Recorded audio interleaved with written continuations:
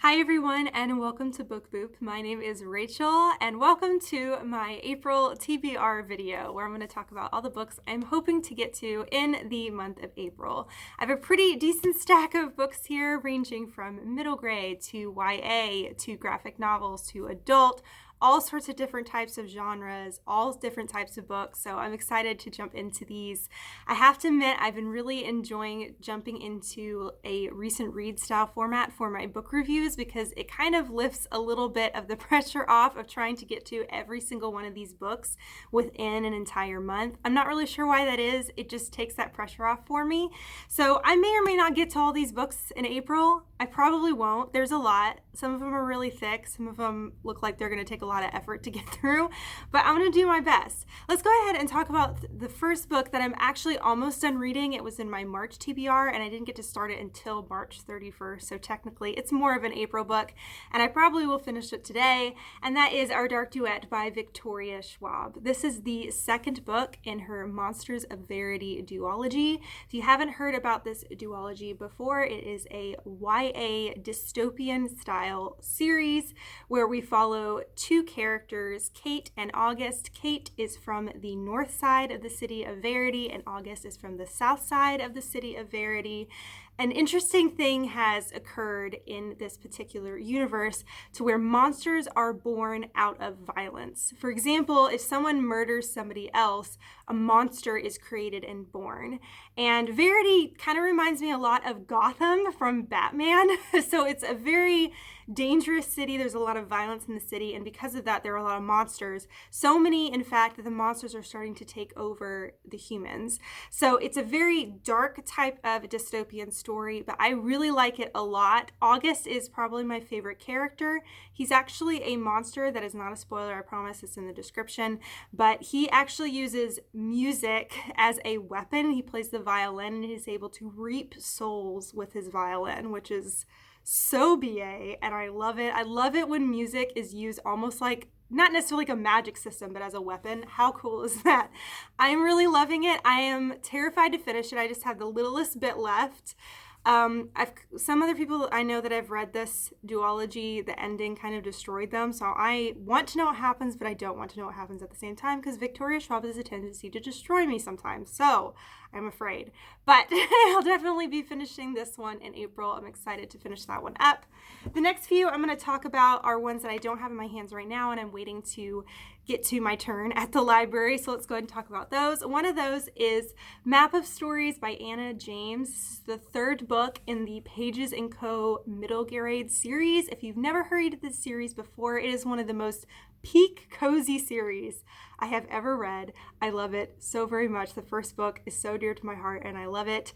We are following a girl who is living with her grandparents in their multi-story bookstore. They live at the top of this bookstore, which goals, I mean, right? It's in London. This bookstore is located in London. It's several stories tall of bookstore. There are cozy nooks and fireplaces. There's even a cafe in this bookstore, and it's just peak cozy. It's constantly raining, and it's wonderful. But another reason that it's so fun is the fact that the main girl we follow in this, she discovers that she is a book wanderer, which means she's actually able to go inside of books and even able to pull some of her favorite characters out of books temporarily. So if you've ever wondered what it's like to have a modern day conversation with Anne from Anne of Green Gables or Alice from Alice in Wonderland, your dream will be realized within this series. It's one of my favorite things about it. I don't know anything about the third book. I don't know what's going to happen or what the plot focus is in this one, but I'm excited to jump into the series again. It's really cozy and fun. I'm pretty sure this is not the last book. I think the series is still continuing, but this is the only one that is further out in the series for right now. So I'm hoping to get that one from the library very soon. I also have a couple of new releases that I'm very, very excited about, one of which has one of the most beautiful covers I have ever seen, and it's called The Lost Apothecary by Sarah Penner. This again is a brand new release. Look at this cover. It is gorgeous. It makes me think of Alice in Wonderland. It has that bottle in the front that makes me think of like the Drink Me bottle. And it's so colorful and gorgeous. And I love it so much. I can't wait to get it from the library and hold it in my hands and like see the full cover in person. It's so gorgeous. But this is an adult I think, historical fiction in a way with kind of a twist. So it jumps back and forth between the past and the present. In the past, we were following this apothecary, but it's a little bit of a front. This apothecary actually sells poisons to women to use to get them out of difficult situations. There are 2 rules in this apothecary. Number 1, someone cannot use a poison that they purchased from this apothecary on another woman. And the second rule is they actually have to write down their name and the person they intend to murder within a ledger at this apothecary. And it's also focused, I think, in the future with someone who's doing research on this apothecary. It's supposed to have a lot of women empowerment focus in it, especially focusing in a period of time where women didn't really have a lot of rights and didn't have a lot of say on what's going on. And I think a lot of it is just women who are in really difficult situations. Maybe they're with an abusive husband or something like that, and this is kind of their only way out. It's a horrible way out. You still shouldn't be murdering people, but it sounds really interesting. It sounds dark, creepy. There might be some magical aspects to it. I'm not sure like how hardcore historical fiction it is, but it might have some magical elements that I don't know. But I think this sounds amazing. A lot of people have had this on their TBR, and I'm excited to try it out. Other than the beautiful cover, it just sounds like it's a lot of fun. So I'm excited to read that one. This next one is a new release as well. I am very pumped about it because it sounds exactly up my alley. And it's called The Library of the Dead by T.L. Huchu. I apologize if I butchered that last name. I have no idea how to say it. This is another, I believe, adult book. It could be YA, but I think it's adult. This one takes place in Edinburgh, Scotland. We are following a girl who has the ability to commune with the dead. She has the ability to speak to spirits of those who have passed. And she takes a job where she's actually a liaison between the dead and the living, where she's passing messages back and forth like a courier between the living and the dead, maybe a family member who wants to talk to a lost loved one or a lost friend. And so she's doing this job, but then while she's doing this, she actually finds out that there's some sort of benevolent presence. I don't know if it's a ghost or if it's a demon or what, who's actually harming the children in Edinburgh and is like cleaning them out to where they're husks of themselves or pretty much just like empty people. And these children are being targeted, and she ends up finding some information on that, and she starts to delve into the mystery and see if she can save these kids. I think the Library of the Dead portion is just supposed to be like an occult library or something she ends up delving into to try to figure out what's going on.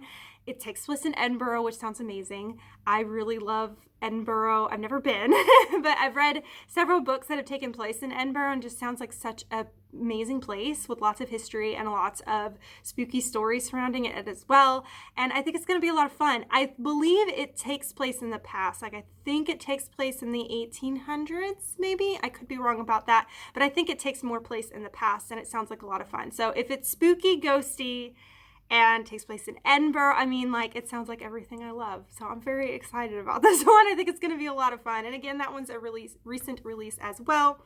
All right, let's jump into the physical books that I have here to talk about that I'm hoping to get to in April.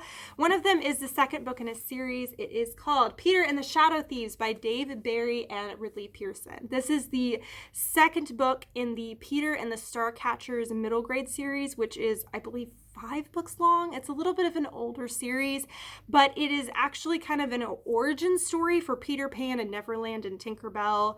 And I read the first book a few months back, and I did enjoy it. It was interesting. It was a really kind of interesting take on kind of an origin story of where Peter Pan came from, where Tinkerbell came from, how Neverland was created, all those kind of things. So I'm interested to continue on this series and see what it's like. It is a chunker. All of these books are a chunker, but the chapters are really, really short, and I mean, it's a middle grade, so the words are spaced out pretty well. So I think it'll be a quick read, and there's some illustrations in it too. So I'm looking forward to seeing what happens in this and to further follow Peter and see what's going on in Neverland. I think it'll be a good time. It looks like maybe Wendy might be in this. I don't know. I'm excited. It sounds cool. So I will continue on in that series. I'm going to slowly work my way through that one. This next one is one I've had on my TBR for a long time, and it sounds, again, like a spooky story that's right up my alley. It's a YA series called Spectacle by Jodie, Lynn, Zdrok? Zdrok, I apologize. I don't know how to pronounce that. I probably butcher it so bad, so I'm sorry. In this story, it kind of reminds me of a little bit of the Library of the Dead one in a way. So in this story, we are following a woman in the 1800s, and she works for, I think, a depository for the dead, and she is supposed to write down the people that have passed away, kind of writing out their obituaries in a way, and keeping a record of the people that have passed within the city.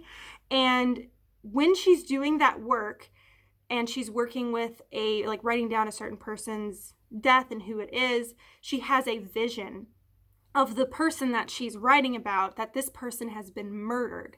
And she ends up continually having visions about people getting murdered, and she thinks they're connected, and she ends up getting sucked into this whole situation of a man who's running rampant in Paris. This takes place in Paris, sorry. And he's murderizing a whole bunch of women, and she's trying to stop him and find out who he is because she's having these visions. So it sounds like it's got a little bit of spooky creepiness, maybe some ghostiness involved. The vision thing sounds really cool. The idea of it kind of reminds me of the Stalking the Jack the Ripper series, to be honest, because this sounds like a kind of sort of tight-laced kind of woman in a way, but she's kind of stepping into being more of a combatant kind of role of wanting to save these other women who are getting murdered. I don't know. It just sounds really cool. And also, I think it mentioned the Paris catacombs in the description, which sounds super spooky. That's one of those places I would be so scared to ever actually visit. Like I've seen it on like documentaries and videos of like the catacombs underneath Paris, but I would be way too scared to go down there. It is terrifying. If you don't know what I'm talking about, look it up. It's real creepy. It's a legit thing, and I would be so scared to go. But I think it's mentioned and it takes place in this book as well. So I know this is a series. I'm not sure how many there are. I know I've seen at least a second one around. I don't know how many are in the series, but sounds like it could be interesting. I haven't heard much about it, so I'm interested to try it out. All right, let's talk about a couple of graphic novels, and then I have one more book after that I borrowed from a friend, and it seems so unique, and I'm excited to share it with you. So, all right, let's move on.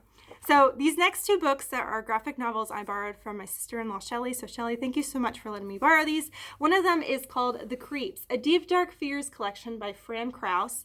This is sort of a cute little collection of comics. They're really, really short. And it's basically just comics talking about different fears that you can have.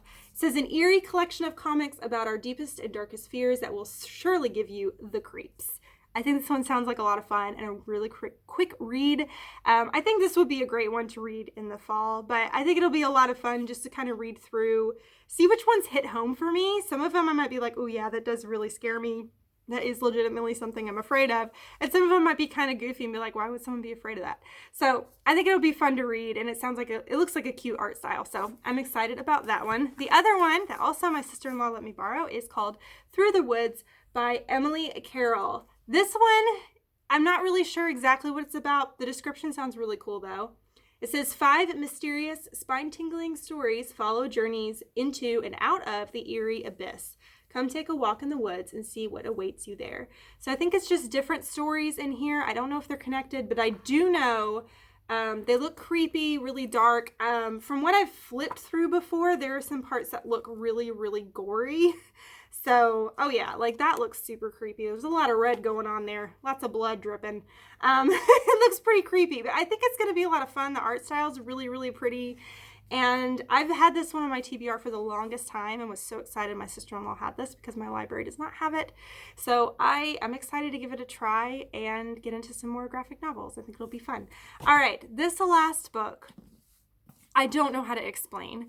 I had not really heard of it before. My friend Brandon at work has let me borrow it. Thank you, Brandon, if you're watching. He's the one that told me about this. I'd never heard about it before, and it's a book that's been co-written by J.J. Abrams and Doug Dorst, and it is just simply called S. It's in this fancy-looking sleeve here, and the book itself has this really old look to it. The book says Ship of Theseus by V.M. Straka, sorry. And it kind of almost has like a library book look to it. It's kind of like a cloth bound. But the interesting thing about this book is that it has a whole bunch of inserts within it For example, when you're flipping through, I'm gonna see if I can do this without messing up. There's lots of things written in margins. There are things like postcards tucked in here. There are sheets of paper. I mean, there's like notebook paper that's tucked in here. Lots and lots of different little things written in the margins. I legitimately know barely anything about this. I read the description in the back and still honestly felt confused. So this kind of makes me think of House of Leaves in a way, which I had on my March TBR, and unfortunately I did not get to because I felt overwhelmed even thinking about trying to get to it. So I will in the future. I just wasn't ready yet. But this one is about, it's about a man who I think went on a voyage on the sea. The person that wrote this book is writing about that person who had that voyage. Then, to present day, we have someone who is studying this book and writing things in the margins, and then he accidentally leaves it somewhere, someone else finds it, and when this person finds it, she's also looking through it and starts writing things in the margins too, and leaves it back where she found it.